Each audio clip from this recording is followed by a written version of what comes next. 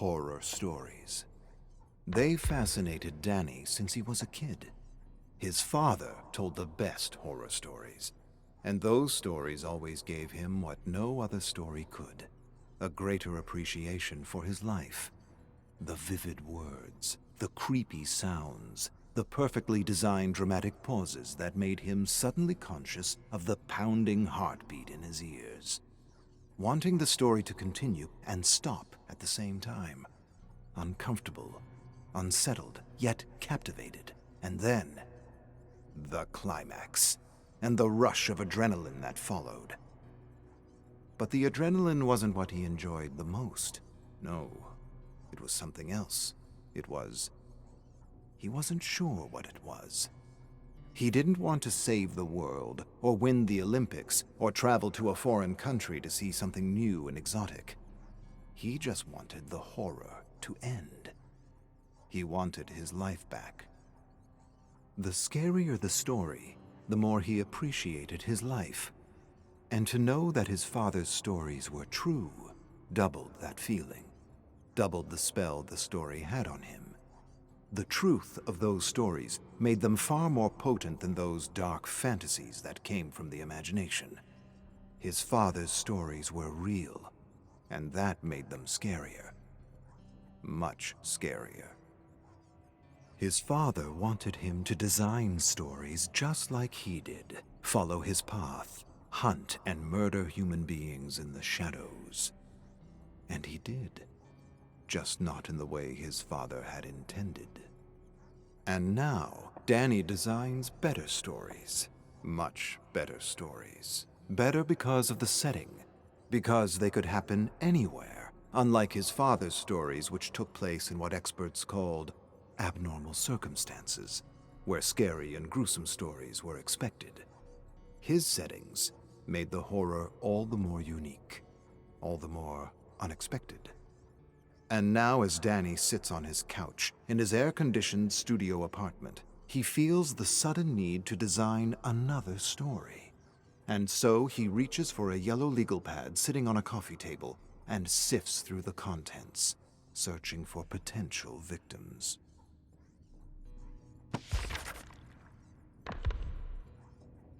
Danny goes through the legal pad searching for the perfect profile for his next design. What he's looking for is the ordinary, the relatable, the perfect victim that will make his readers think and feel it could have been them. Someone who does everything by the book. Someone who doesn't deserve to die, as if deserve had anything to do with it. He rips out pages. All the candidates with criminal records are those who are too loud in the community. He can't have his readers confused with hate, revenge, jealousy, or gang violence.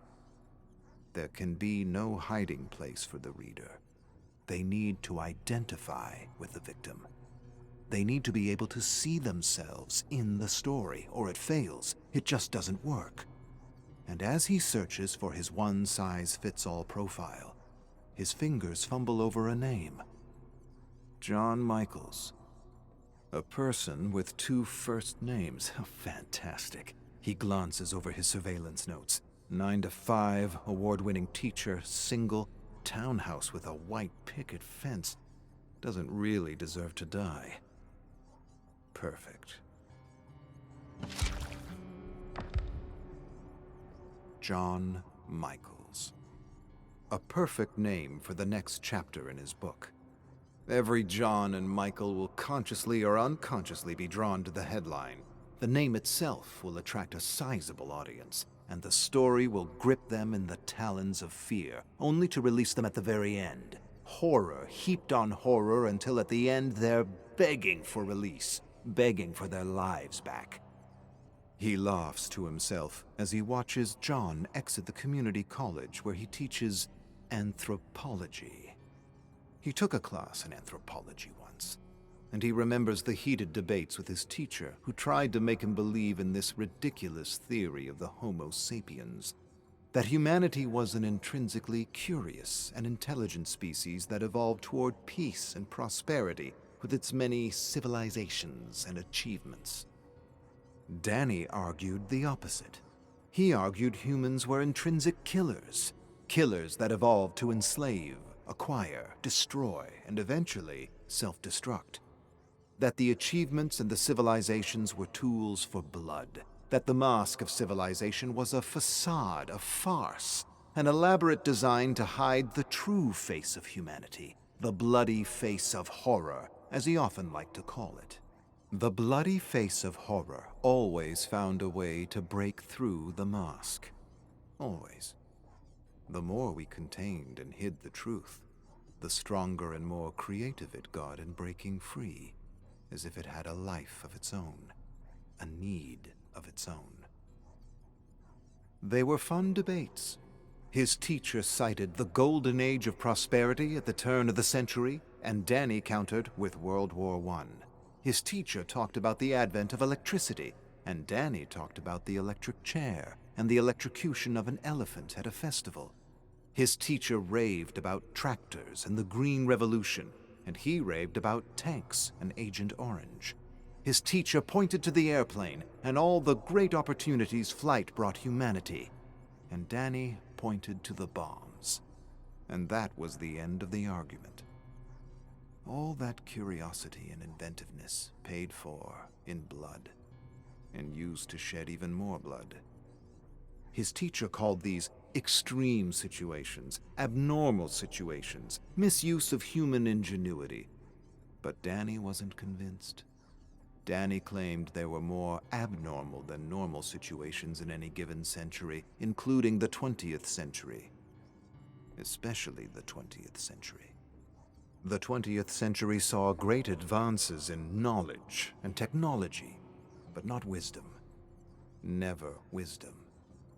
Wisdom always came last, if it came at all. 10 years of blood for every day of peace. That's what his old man said almost every dawn when he'd drop a penny on his bed to check if it was made properly. Stern as steel, hard as a rock, crazy as a loon, but not wrong. Definitely not wrong.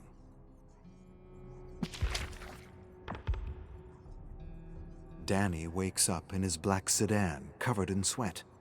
He dozed off, and that's not like him. It's the broken air conditioner and humidity making him groggy. He opens his heavy eyelids and cranes his sticky neck to see John through the living room window, getting his horror fix from the late-hour news. Mass fear stimulating the adrenaline glands and slowly becoming relief and appreciation for abnormal day-to-day civilized living.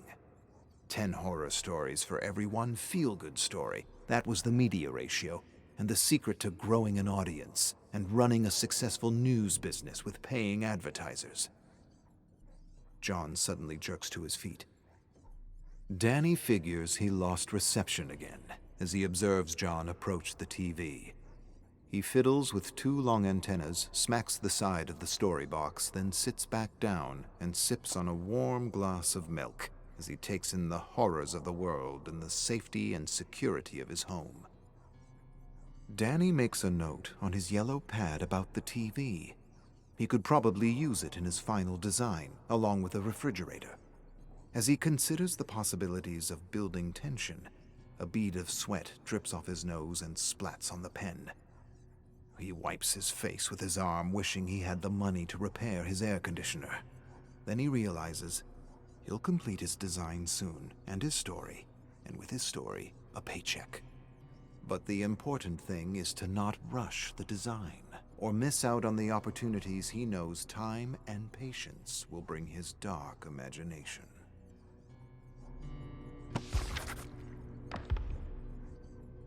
Danny knows John's routine by heart now. Several days of reconnaissance, and he's an authority on the character and setting of his next design. He'll start with the refrigerator door. The warning chime will sound in exactly 3 minutes to wake John up. He'll slump down the stairs, close the door, and quickly return to sleep, still thinking about the poor, unsuspecting bastard that was crushed to death by the escalator in the Roseville Mall.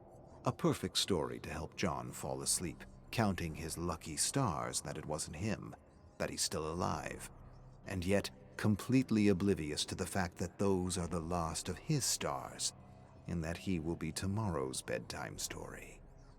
Just as John tries to fall asleep, Danny will open the refrigerator door again. And again, John will return to the kitchen. He'll close it, but this time he'll wait a few minutes just to make absolutely sure it's really, really closed. Then he'll return to bed somewhat satisfied that he won't be disturbed anymore.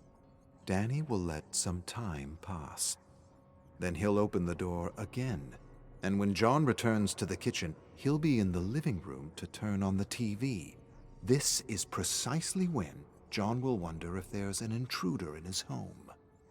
He may even suspect the ghost of Roseville. The ghost face. The legend. John will rush to the phone, only to discover a severed cord. At that precise moment, he'll leap out of the shadows like a panther in the night and trigger the first and final scream of John Michaels, the most upstanding citizen of Roseville and the most undeserving of such a grisly and unprovoked death. It's perfect. In the hot and humid sedan, Danny visualizes slipping the knife through John's neck and severing the tongue mid-scream, freezing his face in wide, gaping terror. He knows if he visualizes the kill several times, it will improve his odds at success. His father taught him that. Taught him to visualize every beat of the design. He assured him it was what made him a medal-winning hunter of human beings. The thing they don't teach you in killing school.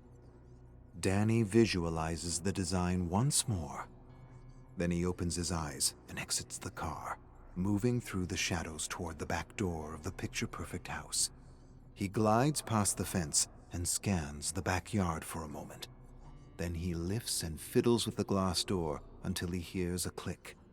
Carefully, he slides the door open and enters the air-conditioned home. He takes a moment to cool down in the narrow hallway. Then he moves toward the dark kitchen, slowly opening the refrigerator door and enjoying a nice cool waft of air in the process. A soft beam of warm yellow light illuminates the floor and the small round breakfast table beside him. Everything is going as planned.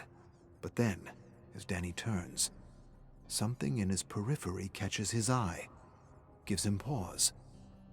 He tilts his head slightly, narrows his gaze, and pulls off his mask to make sure he's seeing what he thinks he's seeing. As he takes in the horror spread across the table, his face freezes in a silent scream.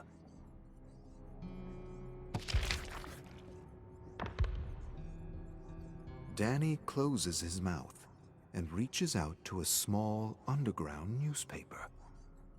He lifts the front page of the Urban Farce and examines a caricature of his legend based on police descriptions taken from an intoxicated witness he had deliberately spared during his last design. He wants to slowly build an image in the imaginations of his readers, and now a bunch of idiots were making a complete joke of his creation with parody. With goddamn parody. The worst genre that ever existed, a bloated parasite that fed off the creations of others. How dare they make a joke of his life's work? Danny breathes hard and tries to compose himself. He realizes he can't go through with tonight's design. Too many emotions swirling around, undermining his focus. Anger, hate, humiliation, disbelief. Everything feels hazy and emotional like his first design. Those were different circumstances, but his first design taught him how emotion can undermine even the best design. He quickly turns to close the refrigerator door, but he's already too late and... A piercing chime sounds through the small house. Shit! Danny quickly retreats into the darkness of the pantry, leaving the door slightly ajar. Within moments, John enters the kitchen yawning. He stands before the refrigerator, scratching his head, confused. He yawns again and stares at leftovers, contemplating a little midnight snack. Then, mumbling something incoherent to himself, he closes the refrigerator door, leaving them in the shadows. He should leave now. Go back to bed. But John doesn't leave. He just stands there, as though sensing something's amiss. Danny can see John's silhouette through the slight opening. It seems like John is approaching him, but he can't be sure. His heart pounds in his throat. His blood boils through his veins. He feels weak, lightheaded, almost like he's going to faint. This can't be happening. He doesn't just kill. He designs. A dark shadow approaches the pantry. Danny gathers himself and prepares to lunge with his knife, but he knows it's all wrong. Raw and primal and about something else. Please, don't open that fucking door. Please. Danny holds his breath and waits for the inevitable.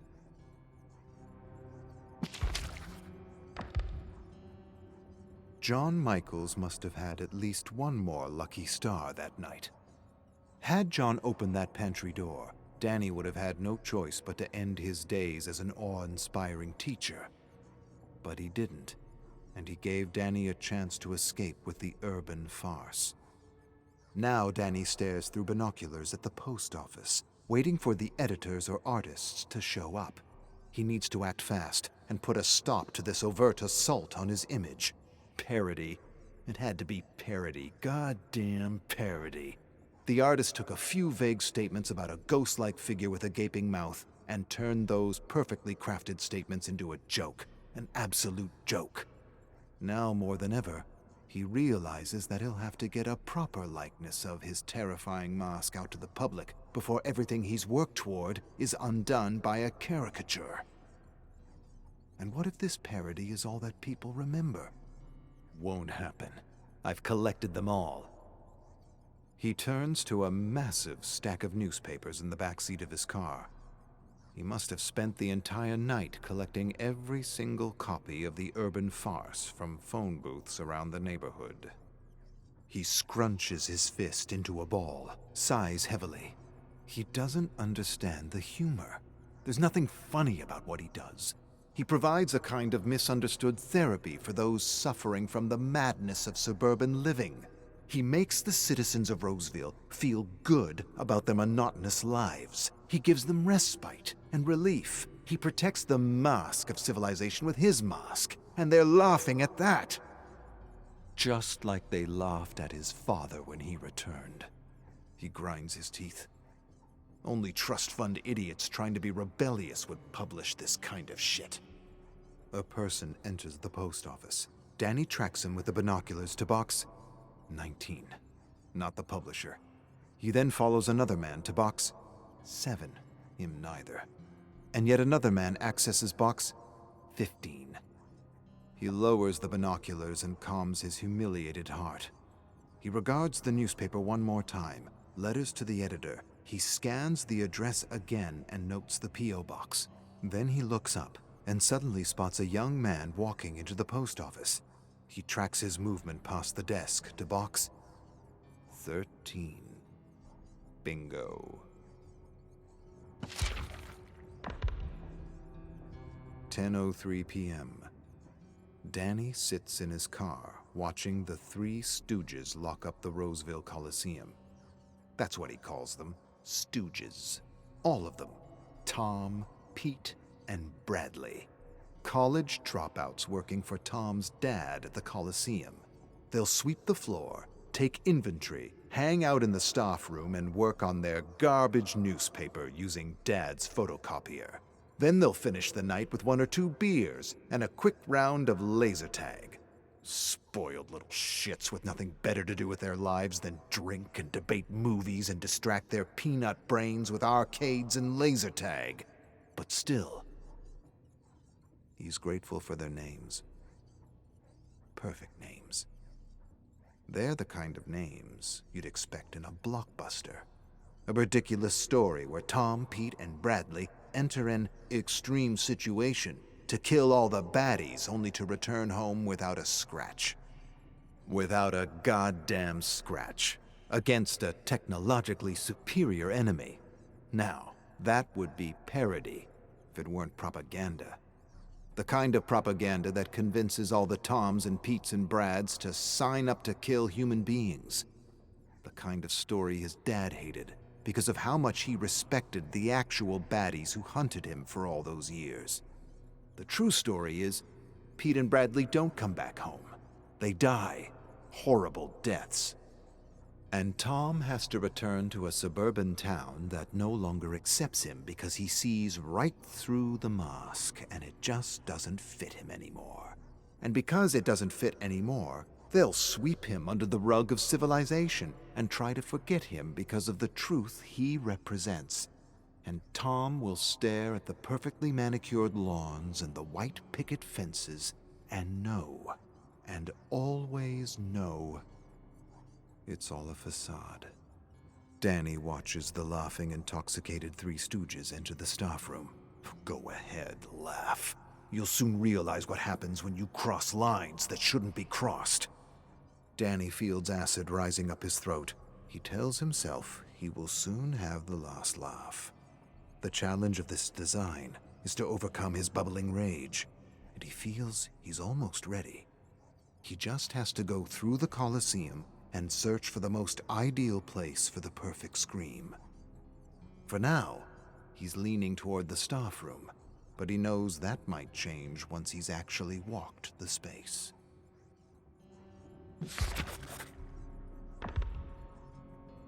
10:04 p.m.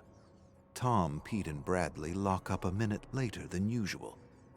Danny stands in the shadows away from the bright streetlights, observing them through a glass door.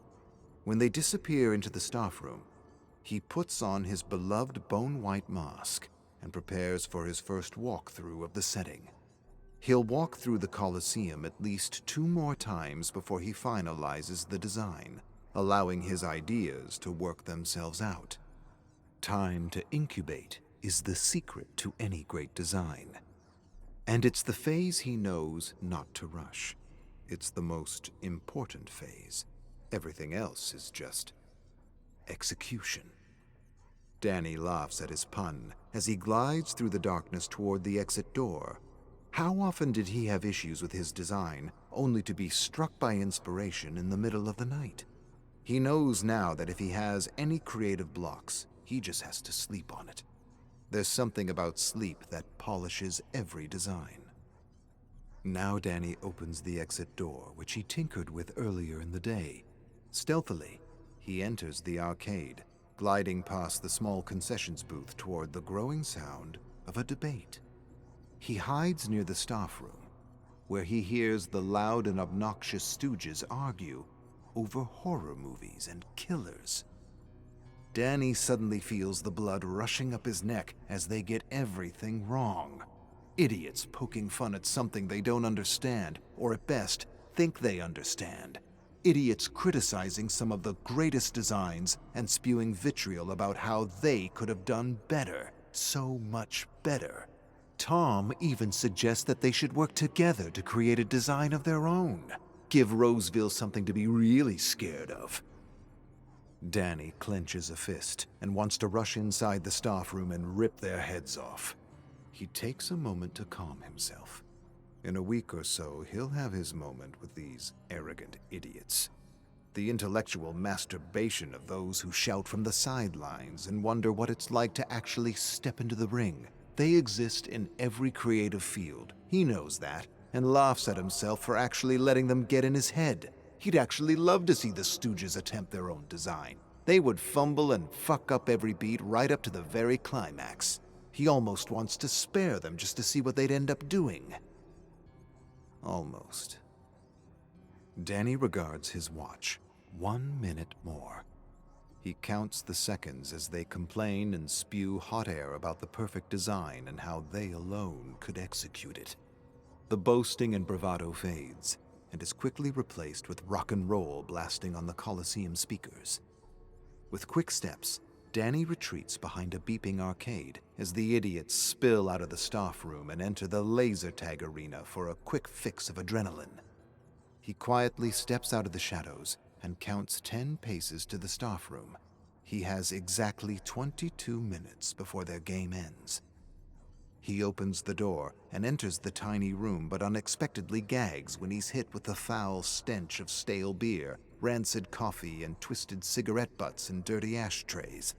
He turns to his side slightly, and his eyes suddenly go wide beneath the mask. What the fuck? His heart thunders in his ears as he stares at a yellowing wall covered with caricatures of his favorite killers throughout history. His face tenses. He grinds his molars and tries to suppress the thing beneath the mask. He needs to take a moment, compose himself, and walk away. Don't look at it. Just don't look at it. But he can't help himself. You don't laugh at legends. He reaches out and touches a caricature of the one they called the Miner. You don't laugh at legends. His mouth gapes open. His lips tremble. He hasn't felt like this in years. You don't laugh at legends. He tries to turn away, but his feet are blocks of cement. He feels prickles all over his body as blood courses violently through his veins, and something contained begins to stir. He closes his eyes and counts to 10. He hasn't improvised since his first design, and that didn't go very well. He has to find his center. Walk away. Just walk away. For the design. He stares up at the wall of parody and takes a deep breath. He closes his eyes and counts down from 10. Then he opens his eyes to see all the warped and ridiculous faces laughing at him. He wants to ignore them. He wants to walk away. He has to walk away. But something won't let him. And before he realizes what's happening, the thing contained breaks free. He clenches his fist and smashes it against the wall. Fuck the design.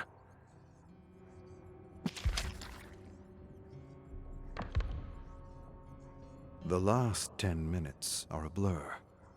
Everything happened in a flash of emotion. He remembers moments, brief moments, turning on the strobe lights, cranking up the music, activating the dry ice machine, hunting the Three Stooges in slow motion through the cool, misty arena.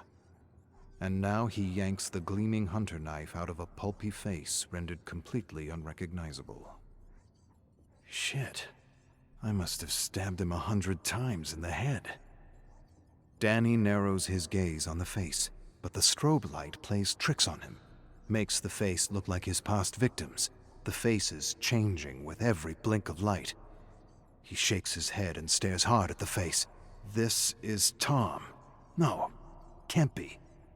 Tom he stabbed in the legs. He's still alive, groveling about like a worm somewhere. What about Pete? No, can't be Pete. He's pretty sure he decapitated Pete. It's not what he intended, but shit happens. He pushed the knife a little too hard, cut a little too deep, a little too fiercely. Well, if it isn't Pete and it isn't Tom, it must be Bradley. Good old Bradley. He's confronted with a sudden image of Bradley screaming as he silences him with a blade through the mouth. He nods and sighs. Yeah, it's Bradley. Definitely Bradley. He stares at the mangled face for a long moment. It's not as bad as he thought it would be. A little messy, but he can find a way to make this work. The last time he improvised a design was with his dad. Bless his soul. He deserved a better design, a much better execution. But he hadn't realized how much he had bottled up inside. All those training drills and unrealistic expectations to bring back stories and medals pushed him over the edge. It just came pouring out one night while camping in a way he hadn't expected. Happens all the time, every day. To the best. He just didn't think it could happen to him. And here it is, happening again.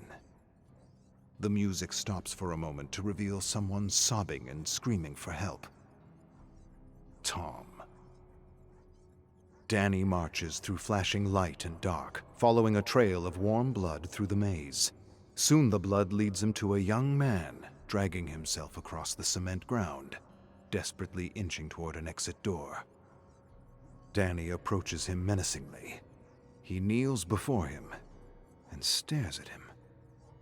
Despite the air conditioning, he feels sweat drip down his face into the gathering pool of blood. And as he watches the sweat drip off his face, he realizes He isn't wearing his mask. He touches his warm, bloody face, and vaguely remembers removing the mask in the staff room after he ripped down every last caricature. That's because the ghost face has nothing to do with this. This is something else. There's no way he's crediting the ghost face with these clumsy yet incredibly satisfying kills. Tom looks up at Danny. Danny wipes the sweat and blood off his face. They lock eyes. Not so funny now, is it? Danny places his knife in Tom's hand. You know what a copycat is, don't you? Well, that's what you are. A failed copycat. A parody of a true killer. Tom tries to attack Danny with the knife. Easy there, Tom. You might hurt yourself. Tom's arm falls and splatters in blood, the knife dangling from the fingertips. He struggles to wrap his wet fingers around the hilt and attacks with the knife, hitting air over and over again. Danny laughs. Politicians will use your story to campaign against beer, rock and roll, and horror movies. That's the current angle I'm considering. You like that angle, Tom? Tom gasps and struggles to say something without success. Danny inches closer. He lowers his voice to a cruel whisper and suggests a potential headline for his next article. Ghost Copycat. Tragedy hits Roseville Coliseum. Employee stabs 2 of his colleagues to death before suffering a lethal injury. Danny considers, then offers an alternative version. Joke taken too far. Tragedy hits Roseville Coliseum. 3 employees die in a prank gone horribly wrong after a night of drinking, rock and roll, and horror movies. Danny tilts his head slightly. He considers both versions of the story. The drinking, rock and roll, and horror movies offer a comfortable scapegoat. It gives readers something to point to, something to blame, a place to hide. And he isn't sure he wants to give his readers a place to hide with this one. He leans closer to Tom. What do you think? Copycat or bad joke? Tom murmurs something incoherent. Danny smiles. Sorry, I didn't really get that. You're gonna have to speak up, buddy. Take a deep breath. Enunciate. Come on, you're so full of fucking opinions. I'm sure you have an opinion on how you'd like to be remembered. Tom writhes desperately and manages to issue one last gasping scream before dying. Danny sighs and closes his eyes against the blinking light. He still isn't sure which angle to take, and it doesn't really matter anyway. Either version will do its job and scare the good citizens of Roseville into fastening the mask a little tighter before bed, while they count their lucky stars and appreciate their ridiculously insane suburban lives.